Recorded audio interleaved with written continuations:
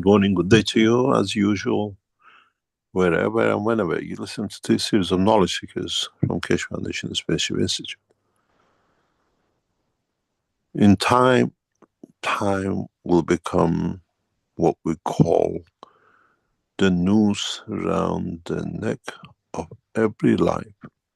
It does not matter on this planet, physicality of the man, a star, the life of a universe, and somewhere down the line to the existence of the Creator. Everything has time. And it comes by essence of his own interaction. It dictated and dictates by its own dynamic structure. Man dies, physically leaves the body of the man. But what happened to that energy which created the life of the man? Part is the central energy, what we call the soul, and part is the structure of the energy of the physicality and soul of physicality which holds it together. In a way, the soul of physicality and the physicality is the dimension and direction of the place and manifestation of position, and the strength of it dictates what we possesses, dictates how physically that entity manifests itself in the place. The balancer between the energy of the physicality and the soul of physicality, which is the central controller of physical dimension, is the soul of the man, the central energy. In a way, the body of the man we see, all his activities, that is all controlled on the correction and direction of the circulation of the blood and the nervous system, connects itself to its balancer, which is the central energy, which connects man to the universe. So our physicality is connection to the physicality of the space-time of the place. The soul is the connection between the same but the universe, to the universal lines. Physicality cannot jump across the borders, cannot even jump across a wall, cannot even jump across a river. But the soul of the man travels the span of the universe, has his own timeline, is not connected to the day and night of physicality of the man, which is connected to the dimension of the what we call the solar system, which dictates his existence. But one question comes to ask: what is common between the two? When do we die? Put in the accidental death, which brings a new dimension into the dimension of physicality. Why do we go through the cycle of death? Why do we go through the cycle of half-life? We call death in the physical dimension, but we have found the same, what we call scientific term for it as a half-life. If you look as a what I call a nuclear physicist, this is what puzzled me for years, for decades, that how we never understood. We die. Physically we die. We leave the body behind. And then we start a new life. Combination, dimension of many lives. We become the body of the worm, we become the body of the birds, we become body of the planet. But a new dimension of the other side is the energy inside, which is the soul of the man. What's the difference between the death and a half-life in atomic nuclear structure? An atom dies. What happened to it? Does it disappear? No. In the matter-physical state, as a nuclear physicist, we say it splits to two different atoms. We call it fission. Isn't death the fission? We measure the time of it. This atom, this isotope has such a lifetime, so many seconds, so many minutes, so many decades, so many centuries. Isn't that the point? The same with the life of the man, the time of the man. The death point is the half-life of the man. Isn't this the truth which we have denied ourselves? If we can measure the half-life of an atom, an isotope, why can't we measure the half-life of the man, the soul of the man, the physicality of the man? Or because of the lack of knowledge, we never understood. Now we understand. We call it death. As a nuclear physicist, I call it the half-life. The point is not the time, the half-life. The point is, what does it become to? How we, as physicists, accept that we get two new atoms, but we can't accept that our life becomes two new lives. Different characteristics, different position, different space. One flies into the space to become a new structure, and one stays where it is and become the residual and feeder of the other lives. As I said, man has chosen too many terms for the same effect, for the same process. If man understands, as a nuclear physicist, I understand the half-life is limited. I understand is the interaction of the fields of its environment that creates that half-life. I can dictate it. I bring this atom, I inject it into your body, you go in the machine, and I know it has 10-second life. I have 10 seconds to watch it, and then it becomes something else. Then, if man understand the energy of the soul, if man understand the energy of the soul of physicality, we can dictate when is the half-life of that time. Separation, split. We've chosen two different words for the same process.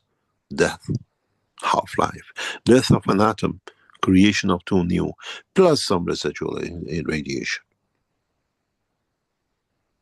Then you understand there is a purpose to this life. Time of death is decided long, long before, at the point of inception. When an atom splits into two atoms, again, that split 2-second parts, each start another new half-life, depends what they carried with them.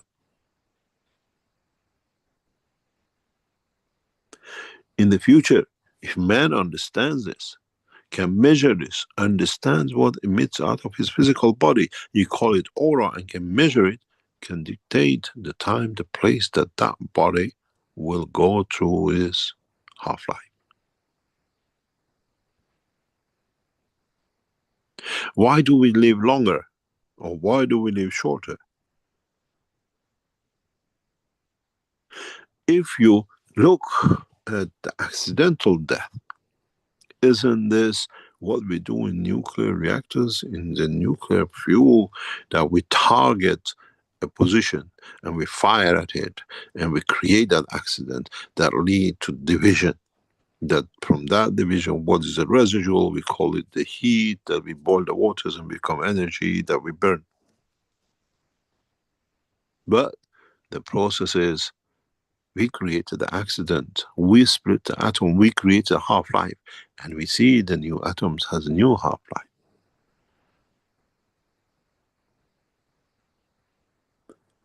Now you understand. This is what I understood when I was 8, 9, 10 years old.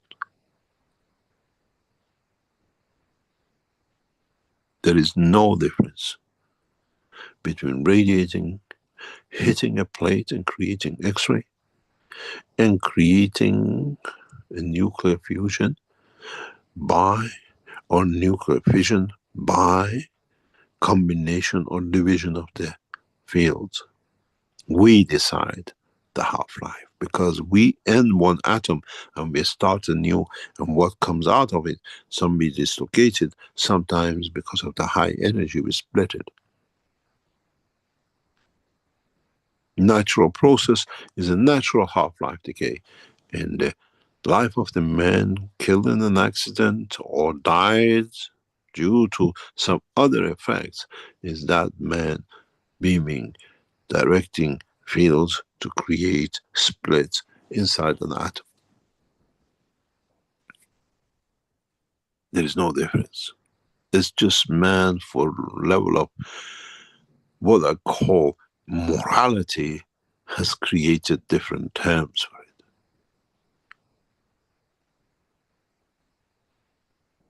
Then you understand how in the coming time, if we control the soul of physicality and we control the energy fields of the soul, we control, understand what the physicality gives out, as we call the aura of the man, we can time it when the half-life of the man is. And as we predicted that this atom in the splitting becomes this and start new behavior, and this another behavior, the other half, then that half is the soul. We know its energy, we know where the place and position of it is, and what will be the behavior of it. Is it going to become a star? Is it going to become a creator of the universe? Does it become a dust? And the other half, which splits, we know is the dimension of physicality. Worms eat it, the earth consumes it, a new cycle starts. Because each one of those have their own half-lives. This is what I brought out last week. What is the time of the life of the soul of the man?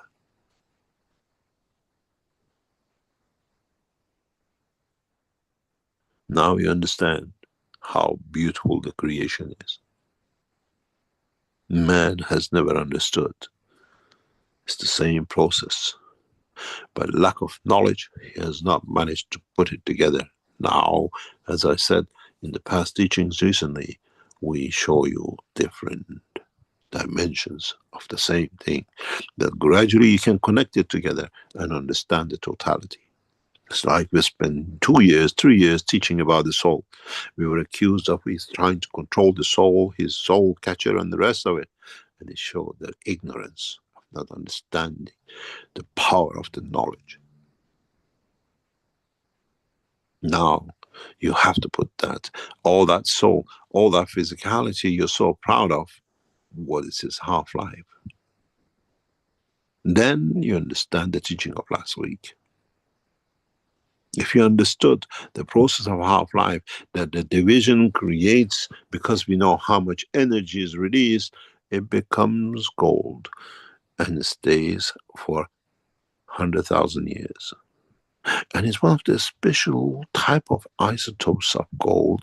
It stays for 10 million years.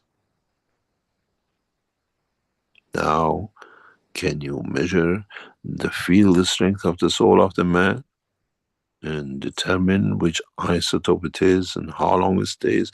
And then when he comes to the end of that time, we have become so knowledgeable that we know it splits again.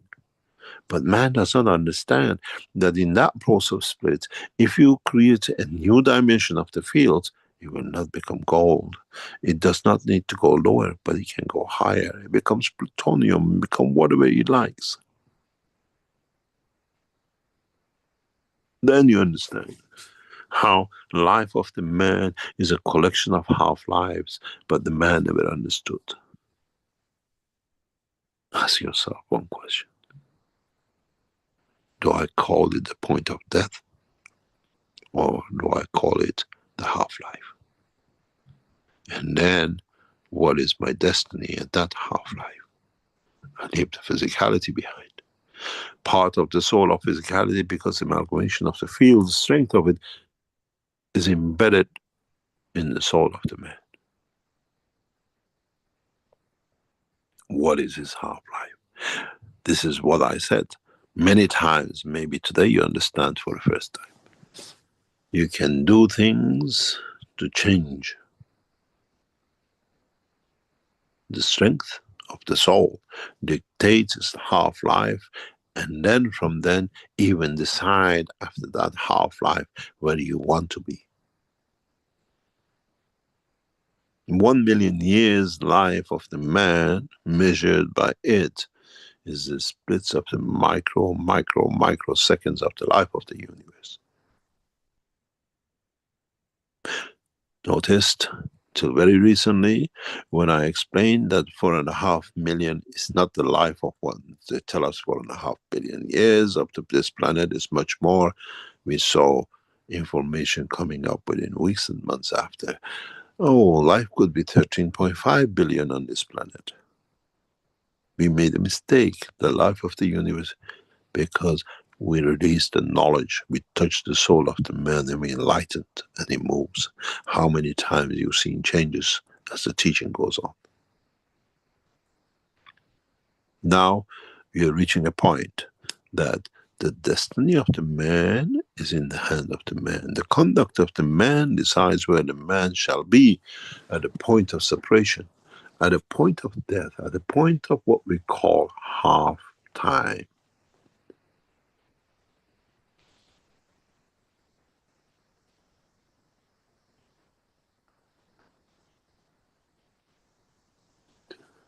Then you understand the totality. Then you understand the reality of the technology, the knowledge which is shared.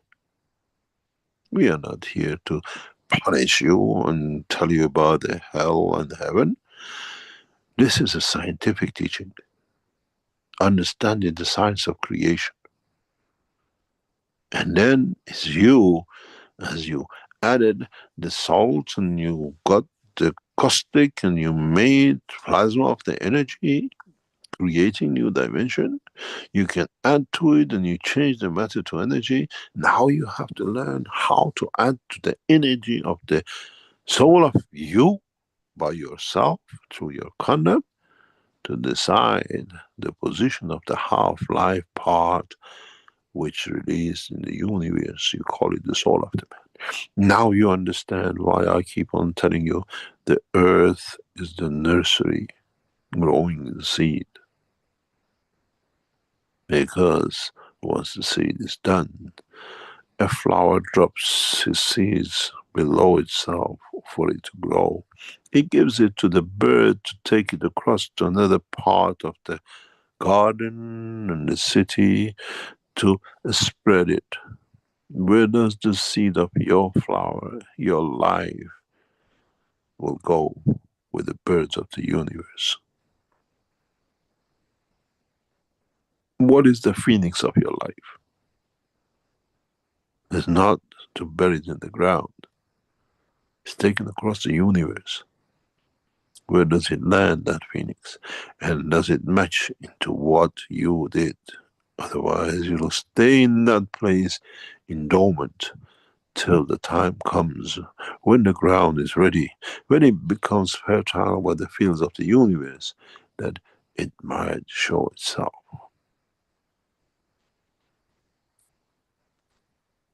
This is what man needs to understand. This is the purpose of this teaching. We're getting closer and closer for you to understand why we came as messengers, as teachers, to bring man to this point, for him to understand that he is responsible for the position where that half-life starts will be, as he knows one half is already committed to be left behind, that in the future, as part of the body of the man, will become in time another half-life and feeds into another soul, that that soul will find its way to another dimension and creation. Ask yourself one question. I answered this years ago. We have a cow. It eats the grass. How does the grass convert into meat?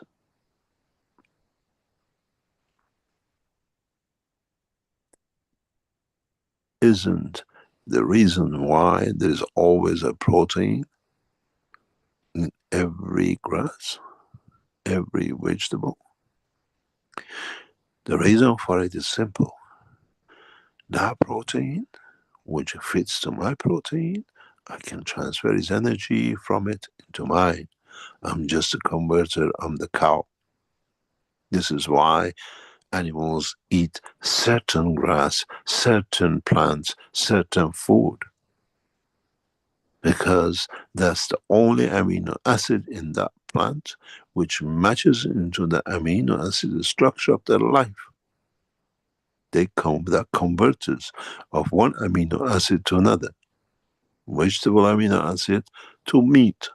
Now you tell me you're a vegetarian, you are a converter. You become the cow. Otherwise, you're still living another life. You're eating another life. How and what a hypocrisy with those who are vegetarian. You just become another cow. Instead of cow converting the protein of the wheat, seed, apple, and then you eat it, now you do the converting and make it the flesh and blood of yourself. And who eats you? What is your half-life? What is the purpose of all these wars? And what is the purpose of all this killing? We are all just another cow converter of protein.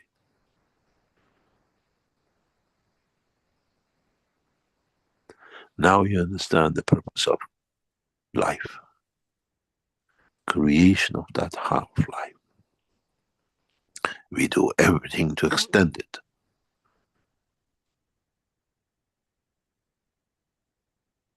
But we don't understand. We don't need to extend it. We have to increase the value of it, the beauty of it, that by itself finds a half-lifetime itself, that does not matter where it is. It serves its environment and decides when to decide to become the other half-life.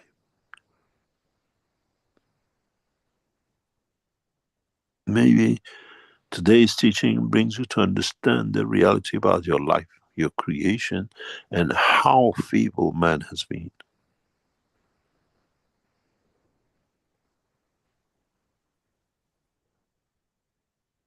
Always said in a very, very rude way, very, very rude. And that comes to one point.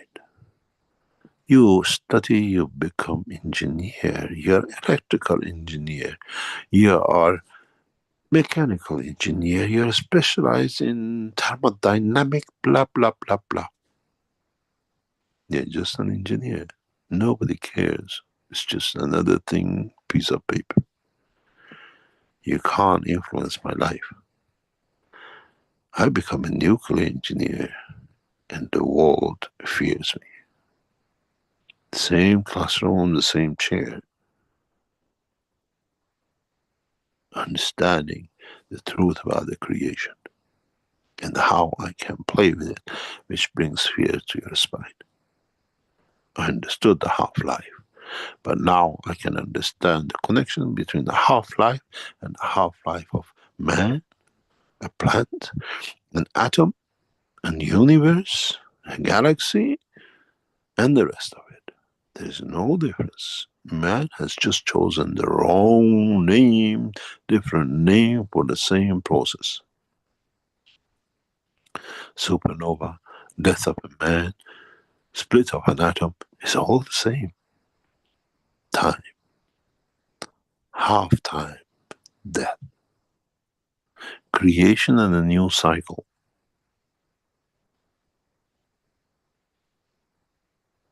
Then ask yourself one question. How do I elevate my soul or take from my soul that I become the soul of a bird? That I become the soul of the galaxy and I become the soul of the universe, and in part I become the soul of the Creator. I made man in the image of myself, which means my soul is the soul of the man and man's soul is my soul, as we are all the same, created from the same source. This is not a physicality. One day the cow, one day the bird, one day the man, one day another species in another part of the universe. Then decide what half-life of the time you want for the seed which flows with the birds of the universal fields across the universe, and what phoenix will come from that bird.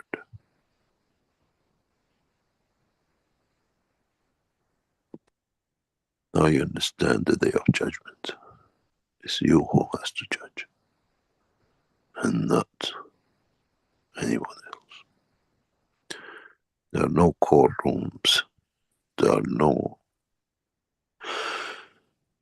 promised day, and there are no hell and heavens. Man decide when you can't achieve in the dimension of the soul in what you want your soul to be, that's hell for you. When you reach that point, that you reach the point of satisfaction or understanding, I'm happy where I am, and I'm happy where I go. When my half time comes, the game in the other half played with my satisfaction and my emotion, and I carry the emotion of the universe, not tainted with blood. Blood is not red. Blood taking the fields of the others, which is not yours. Blood of life.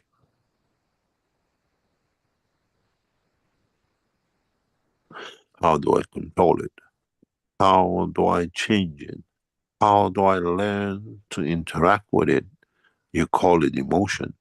That's the only way you transfer energy from the soul of the man to the soul of physicality of the man, and to the physicality of the man, and to the soul of the creator. As we say in Arabic, that's the end. This is the beauty of the creator. Assalamu alaikum wa rahmatullahi wa barakatuh.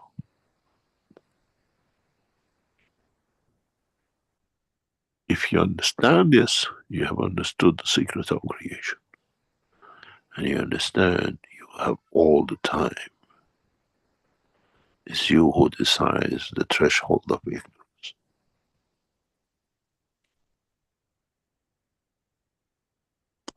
Otherwise, it all comes from His love and creation.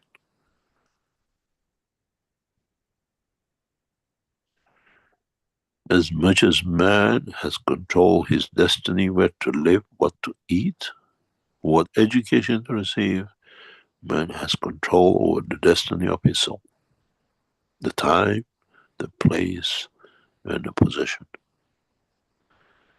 the emotion, the intellect, and the enlightenment, the yin and yang. Man has to decide the yin yang side or the yang side, the energy side or the matter side.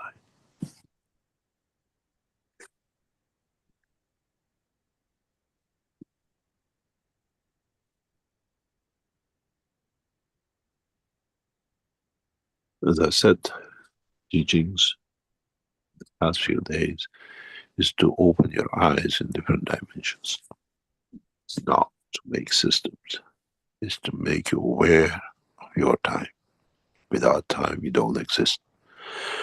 And with non-existence, you cannot do anything. But when you exist, you have to understand when that clock time comes. It's not per seconds of this planet, it's per understanding the emotion of the universe. That's where it gives you time. That's where your time starts. Then your emotion fits into the emotion of the universe, in the dimension of the soul of the man, free will strength. Then your time starts. You see the plant in one soul, and it never grows. You see this him seed in another position, and it grows. You have to decide where does the seed of your soul grows, and what does it become.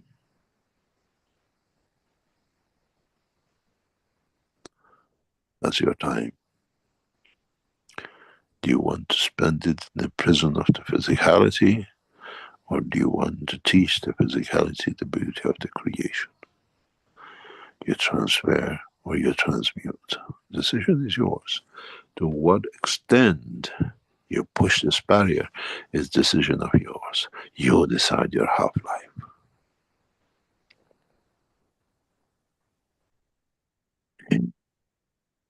The atmosphere of this planet has created a cage of time.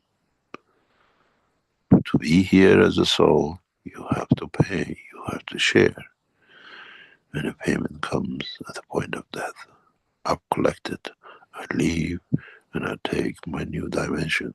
I become the phoenix of my physicality in another dimension in the universe.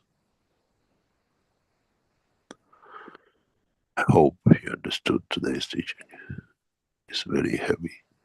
And if you haven't understood, it goes over your head.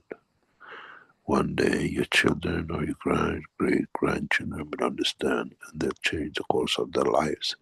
Then they decide for the phoenix of their soul. We go for a break and we come back. And I hope I have enlightened you, which means you understood the emotion and you had the intelligence to understand.